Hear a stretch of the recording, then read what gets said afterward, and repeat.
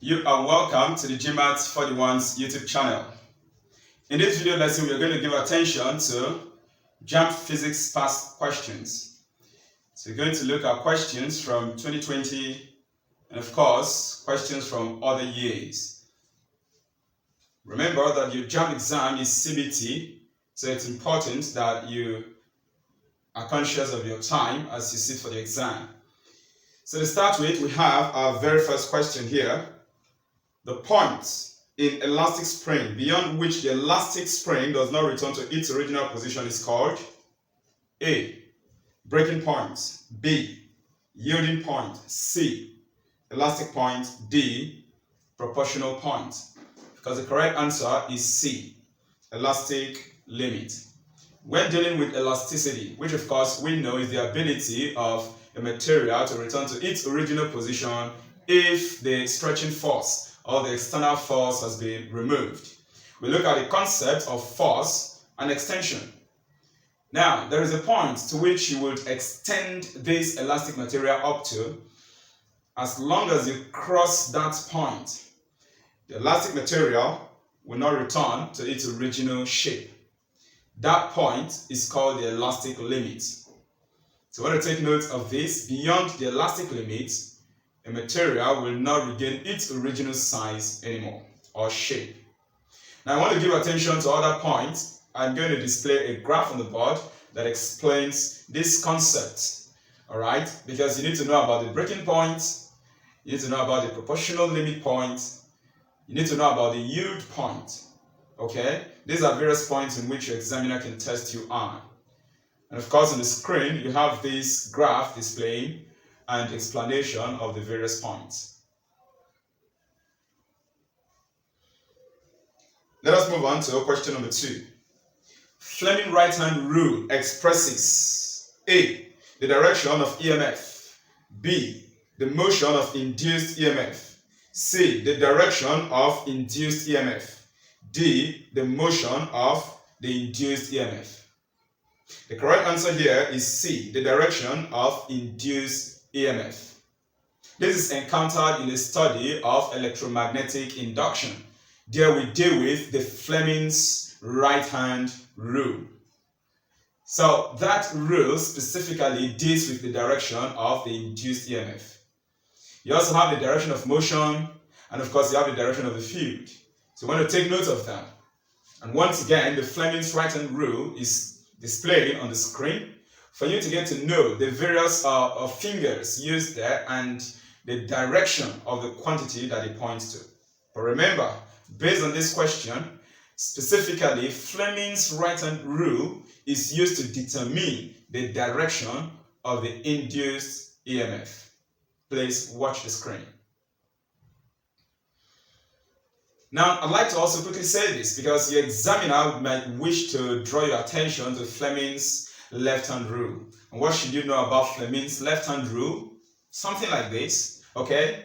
Now, the Fleming's left-hand rule specifically deals with the direction of the force on the current for a current-carrying conductor, okay? So you want to take note, Fleming's left-hand rule focuses on direction of force, while Fleming's right-hand rule focuses on what? The induced EMF. Let's move on to question number 3. The phenomena whereby molecules of gases move from a region of high concentration to the region of lower concentration is called A. Diffusion. B. Osmosis. C. Effusion. D. Random motion. And the correct answer is A. Diffusion, because we are dealing with the movement of molecules from region of high concentration to region of what? Low concentration. When molecules move from a region of high concentration where they are more to a region where they are less in concentration, the phenomena is called diffusion. So you can quickly think of when you spray a perfume. In the can of the perfume, you have the molecules of the gas making up the perfume to be more, to be high in it. Now when you spray, someone at the other end of maybe a room may perceive the aroma of the perfume. So what had happened? the molecules of the perfume from where it is highly concentrated has moved, okay, to where it is low in concentration. So once again, the correct answer to this question is option A, diffusion. Now I want to take note of its counterpart called osmosis. In this case, molecules move from region of low concentration to region of high concentration.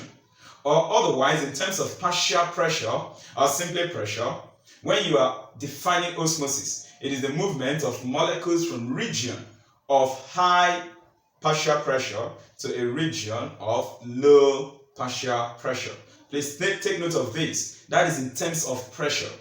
But based on this question, our focus is in terms of concentration, but for diffusion anyway. When dealing with osmosis in terms of concentration, molecules move from a region of low concentration to a region of what? High concentration. That is not the focus of our question anyway. The question here says that the phenomena whereby molecules move from, that is, molecules of gases move from a region of high concentration to a region of lower concentration is called, and of course, like I said, the correct answer is diffusion. Now let us move on to the next question. The slope of stress against strain of elastic material gives A, force constant, B, elastic constant, C, Young modulus, D, density. And the correct answer is option C, Young modulus. Now, under Hooke's law of elasticity, or simply elasticity in general, we define the fact that stress is directly proportional to strain. And when stress is directly proportional to strain, we introduce a constant of proportionality, which is the Young modulus. And there, clearly we have that stress is directly proportional to strain. So if I introduce my constant of proportionality, which is the Young modulus, we shall obtain that stress is equal to Young modulus times strain. Now we can use E for the Young modulus if you want to. So making the Young modulus subject to the formula, you know it's going to be stress divided by what? Strain.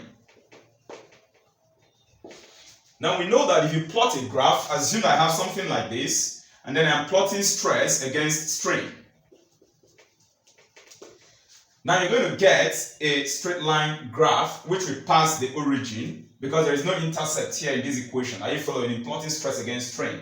So the graph is meant to pass through the origin. Since there is no intercept, like after having Young modulus times strain, then plus something else. There's nothing like that. So the graph is going to pass the origin. You want to take note of that because the examiner can also drive your attention to this angle. In plotting stress against strain, the graph passes through where? And the answer is the origin. However, let us focus on what we're meant to explain here. The slope of stress against strain. If you take the slope of this graph, we know generally that slope is change in the vertical all over change in the what? Horizontal. Here, our vertical is the stress. So we're going to say that the slope is equal to change in stress all over change in strain. And of course, from the equation established here, stress over strain defines what? Young modulus. And that is why in responding to this question, the slope of stress against strain of elastic material gives the Young modulus, which is option C. This is Young modulus here.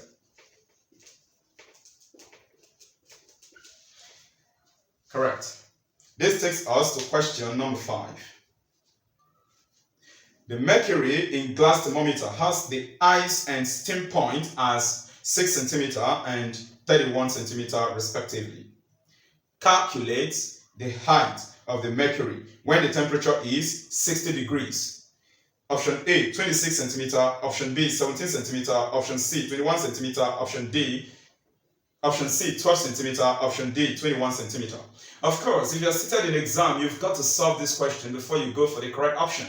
And that is why we are going to solve this question to see what the correct answer would be. Remember, we are to calculate the height of the mercury when the temperature is what? 60 degrees. So watch as we deal with the calculation on this question.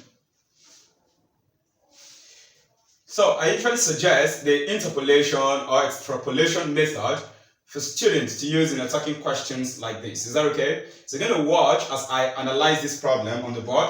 The first thing we need to do, quickly just set up a vertical. Are you following, right? And then a vertical line, you indicate the steam and the ice point, then indicates the point at which you have to calculate the stated mercury height. So it's going to look like this. Let's take this to be the vertical, and then of course here I'm going to take here to be the steam point, and here to be the ice point. Is that okay? And then the ice point of a thermometer is 0 degrees centigrade. Okay, 0. So I'm going to take here to be 0 degrees, and the steam point, according to the question, in terms of the degree, the steam point is 100 degree. Okay, that's what we use. And then we have to calculate the height at 60 degrees. 60 degrees is going to be between 0 and 100, you know that. So I'm going to select just a point between 100 and 0, and we're going to label that to be 60 degrees.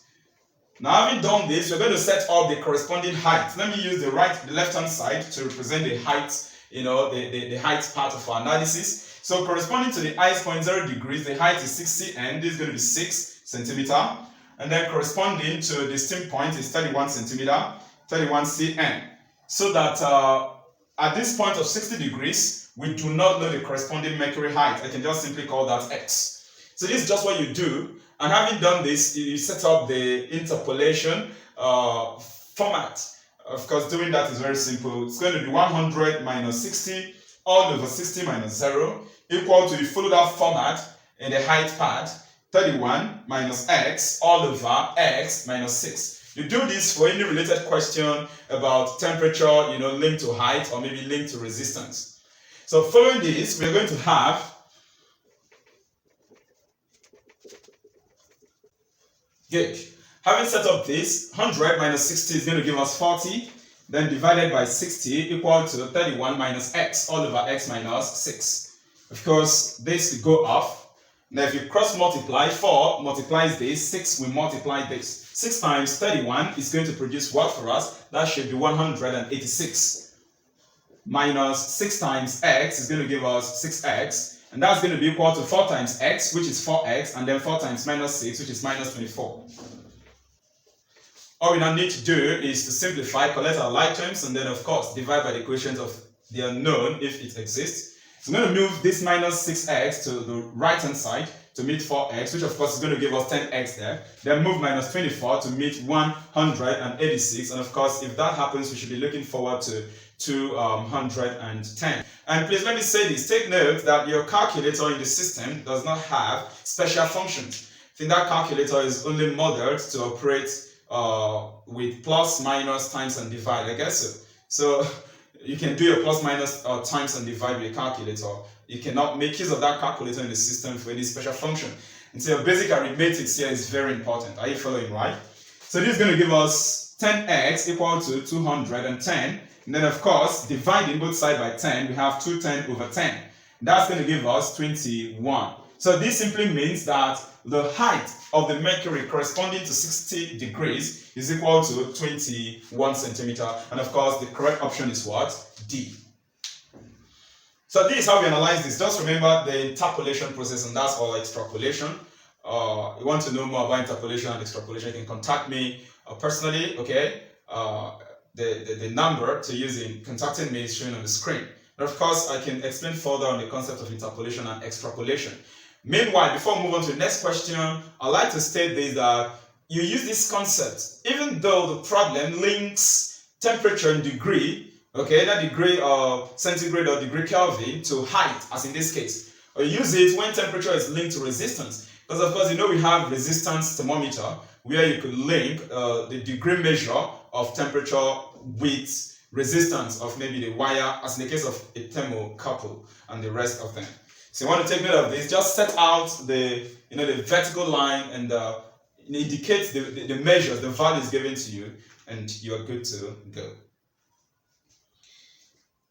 We shall now move on to the next question, number 6. Question number 6 reads: the velocity ratio of a screw jack of radius 0.2 meter and pitch at 0.04 meter is option A 21.4, B 6.32, C 31.4, D 157.1. Once again, remember, you're given a calculation question. Before you can go for the answer, you have to solve first. So let us see how we solve this problem for the velocity ratio of a screw jack. Now, given a screw jack, the velocity ratio is given as 2 pi r divided by the pitch. The 2 pi r represents the circumference that you turn whenever you rotate the screw jack. Okay? Now, the screw jack diagram is something that's shown on the board. You can watch the screen as it displays. Now, you have the pitch, which is the distance between any two threads. So, once you turn the handle of this screw jack 360 degrees, you've covered a circumference of a circle. Then the thread, you see, will close by 1. And that height between any two threads is called the pitch. Therefore, to obtain the velocity ratio of a screw jack as a simple machine, it is equal to 2 pi r divided by the pitch. And so we're going to apply that as we solve this problem. Velocity ratio equal to 2 pi r divided by p. We're going to use p as the pitch. And so we can now substitute the values given to us. We know the radius 0.2, we know the pitch 0.04. So the velocity ratio is going to be equal to, and this is the velocity ratio of the screw jack. The correct option, therefore, is option C. Now, I would like to say this, please. This is a simple machine.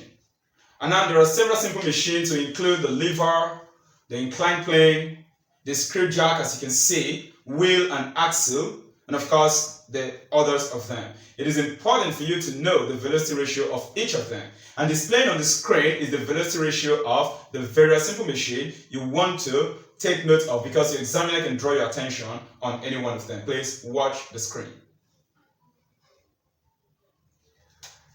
Now let us move on to the next question, number 7.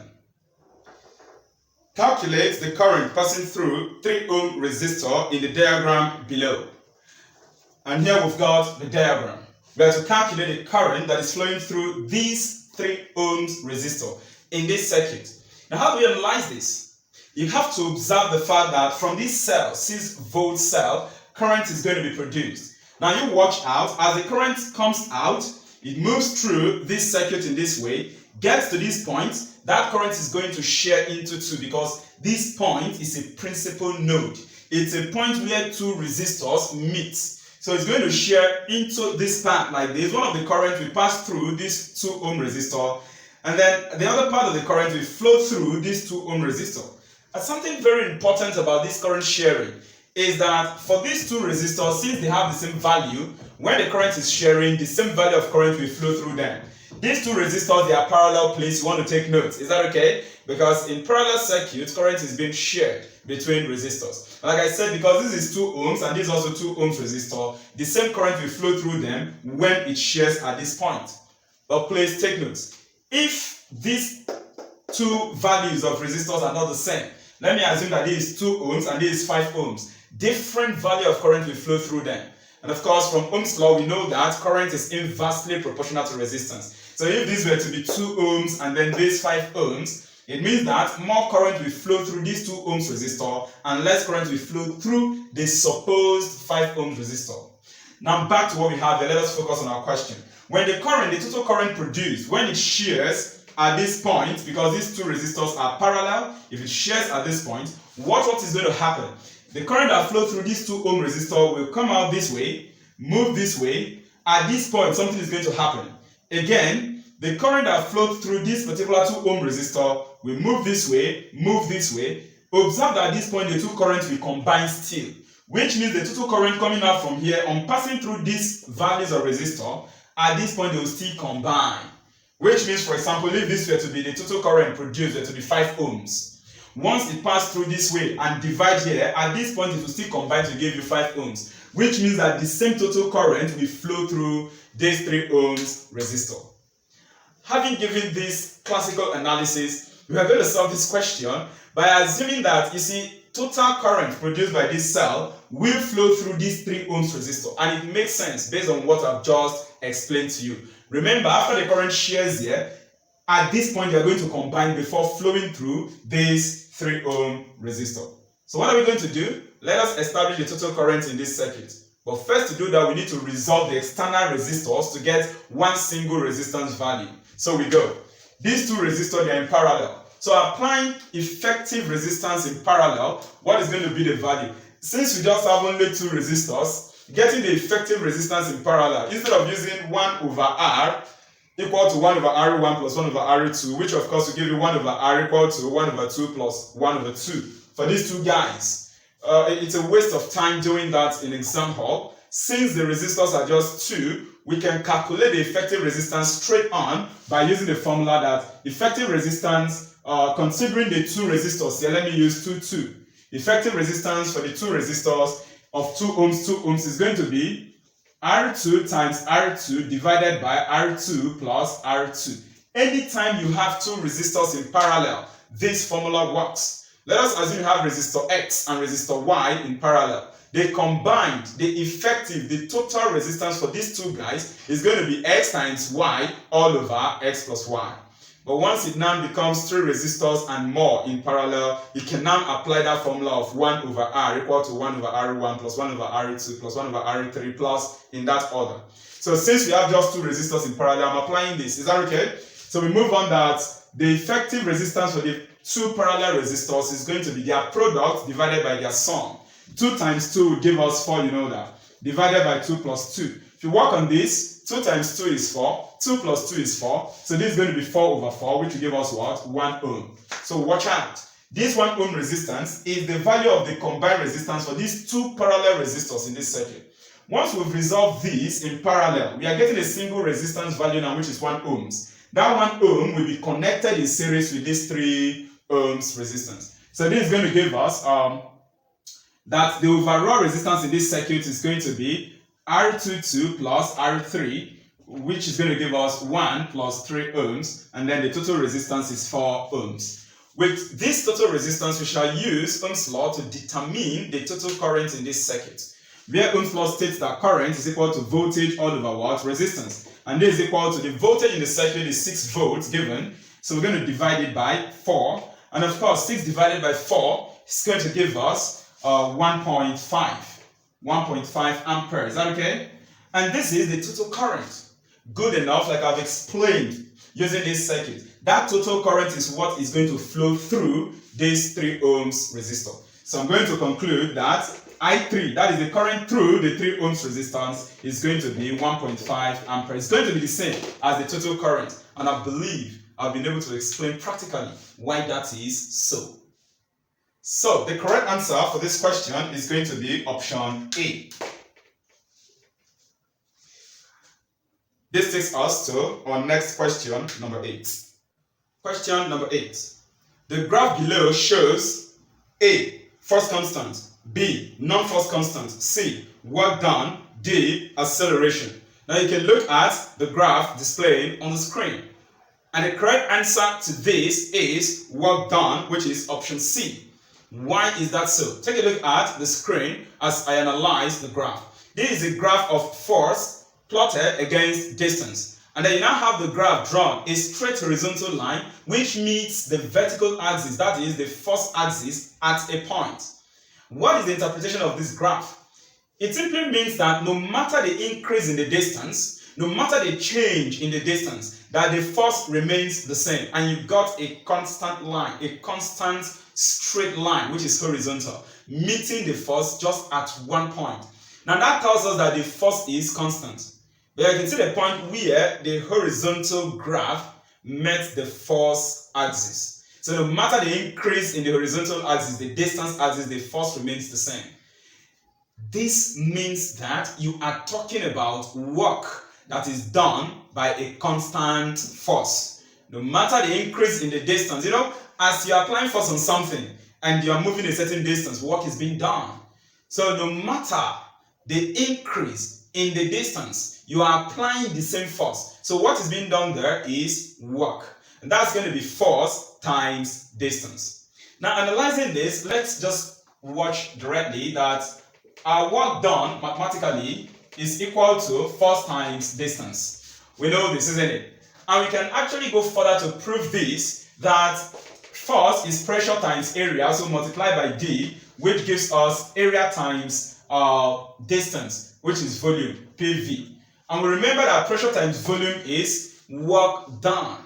Is that okay? So this graph is simply interpreted to mean force times distance. And that gives us work done, which is the reason why the correct answer is option C, work done. I would like to say this, please. You want to differentiate this graph from the graph of Hooke's law, where you obtain maybe force plotted against extension. That extension could still be distance, giving us a force constant as slope of the graph. But in that case, please, the graph goes this way. This is how the graph will go. Where you have this to be force, and then here to be what? Extension. And then, of course, if you have this, you get the slope. Are you following, right? And then you can now say that the slope is elastic constant.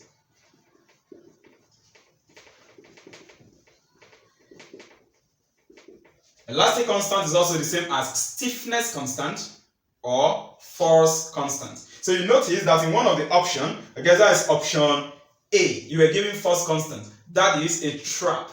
If this were to be a force constant graph, this is how the graph would go. And the interpretation is, no matter the increase in force, producing extension, different extensions, that the stiffness constant of the elastic material, the elastic constant of the elastic material will remain the same, will remain constant as per the slope of the graph. For this, please take note, since it is a constant horizontal line graph, this is interpreted to mean the work done by a constant force. Work equal to force times the distance or displacement, as the case may be. Let us move on to question number 9. Question number 9. Which of the following laws is equivalent to work done?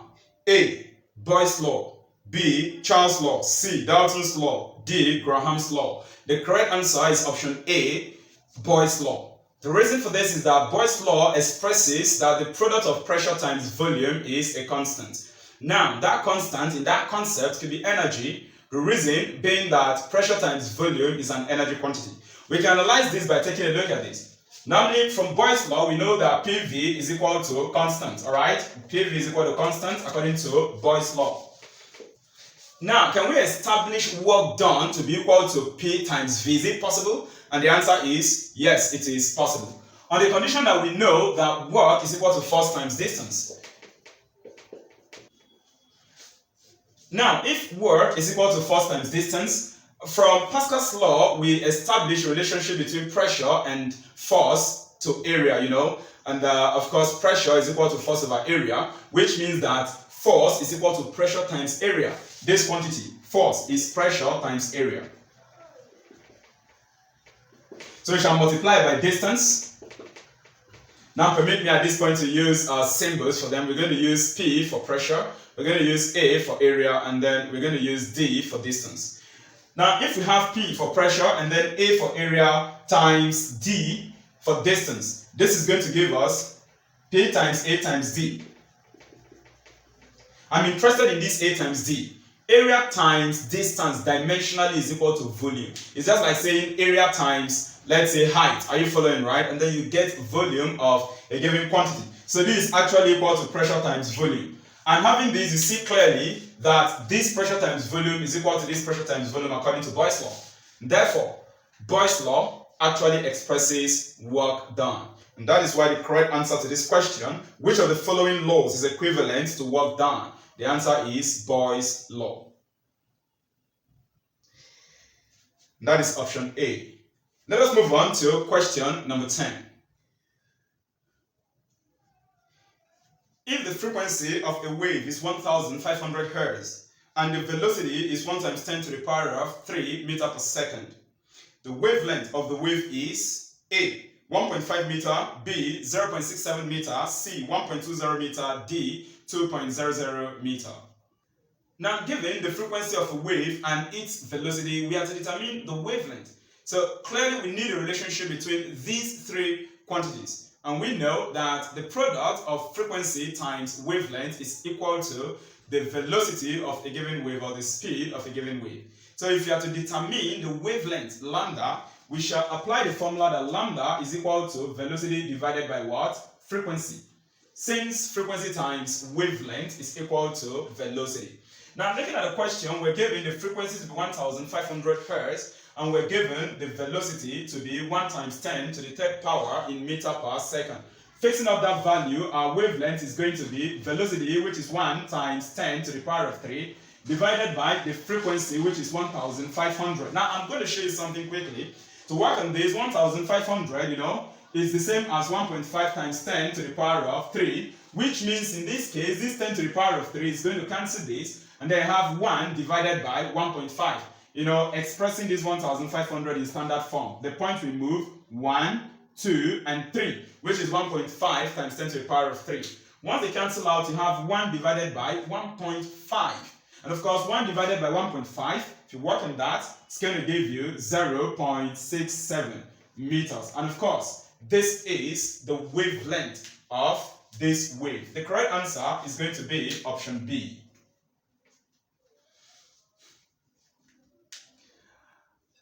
Alright, I hope you enjoyed this video lesson.